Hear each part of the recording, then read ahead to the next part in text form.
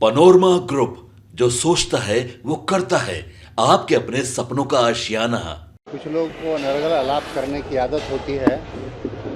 जो सरकार का प्रोटोकॉल है उनको नहीं मानने की आदत होती है। बिना मतलब का बात करने की आदत होती है। वैसे लोगों के बारे में क्या ही कहना। नमस्कार, आप देख रहे हैं सिटी पोस्ट लाइव और मैं हूं आपके साथ प्रभाकर पांडे। आपको बता दें कि केंद्रीय राज्य मंत्री अजय भूषण निषाद जब पटना एयरपोर्ट पहुंचे तो उनसे पत्रकारों ने सवाल किया कि ममता बनर्जी नीति आयोग के बैठक से भाग निकली, इस पर आपकी क्या प्रतिक्रिया है।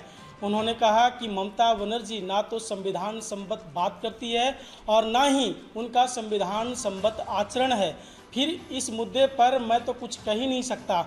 और ये कहते नजर आए कि ममता बनर्जी जो कि बिहार को विशेष सुविधा प्रधानमंत्री ने दिया उस पर वो खुश नहीं है और बहुत सारे राज्य भी इसको लेकर खुशी जाहिर नहीं कर रहे थे।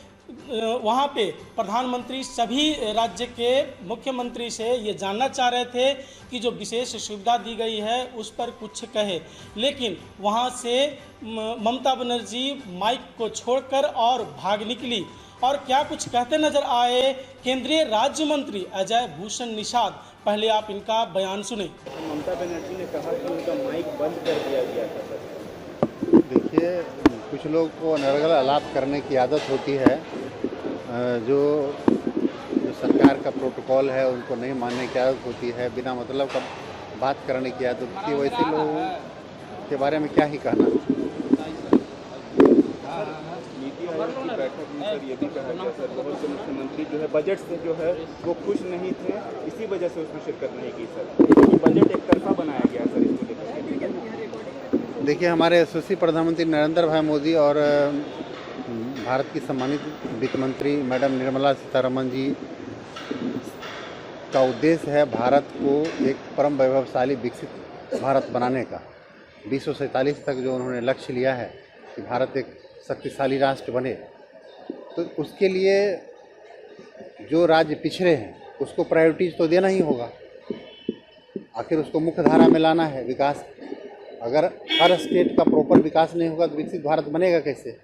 इसलिए जो राज्य पिछड़े हैं, जिसकी स्थिति अच्छी नहीं है, उनको थोड़ा प्रायोरिटीज दी गई है। इसका मतलब ये नहीं है कि दूसरे स्टेट को नज़रअंदाज किया गया है, ऐसा कहीं से नहीं। राबड़ी देवी ने सर विधानसभा का सत्र खत्म होते वक्त कहा कि बीजेपी हमेशा कहती है कि 70 साल से कांग्रेस ने कुछ नहीं किया, तो क्या 10 सालों में बिहार को और देश को बीजेपी ने बसाया है क्या? निश्चित रूप से बहुत डिफरेंस हुआ है।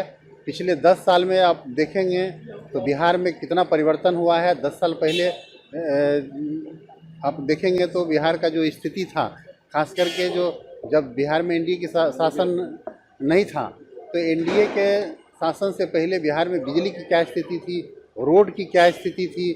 आप किसी भी शहर से, जैसे मेरे मुजफ्फरपुर से ही अगर पटना आना होता तो 5 घंटा आपको लगता, लेकिन आज 1 से 1.5 घंटा में आप पटना पहुंच जा रहे हैं।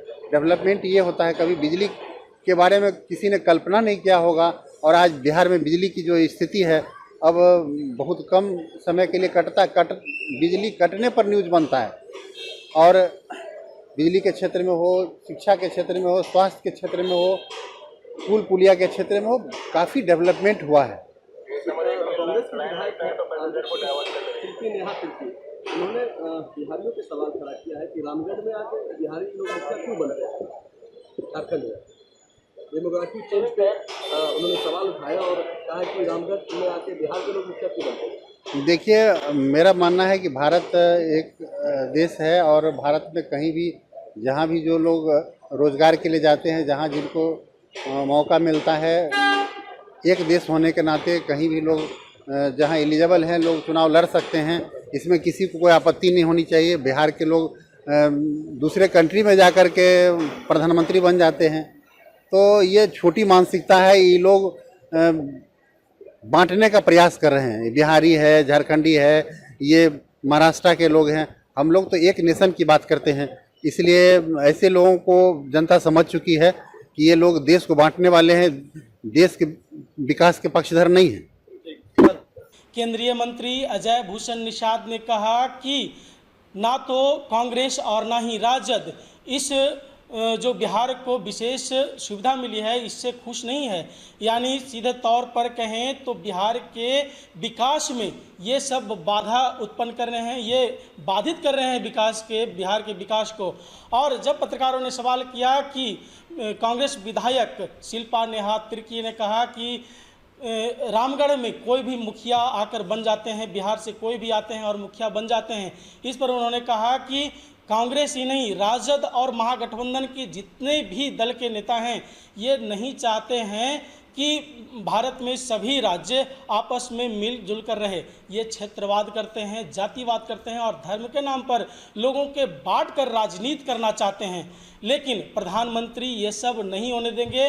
भारत के सभी राज्य को, जो भी पिछड़ा राज्य हो, उनको मुख्य श्रेणी में लाने के लिए ये सुविधा राशि प्रधानमंत्री दिए हैं और बिहार के विकास के लिए हमेशा चिंतित रहते हैं। और क्या कुछ कहते नजर आए अजय भूषण निषाद, मैं आपको बताया। फिलहाल इस खबर में बस इतना ही।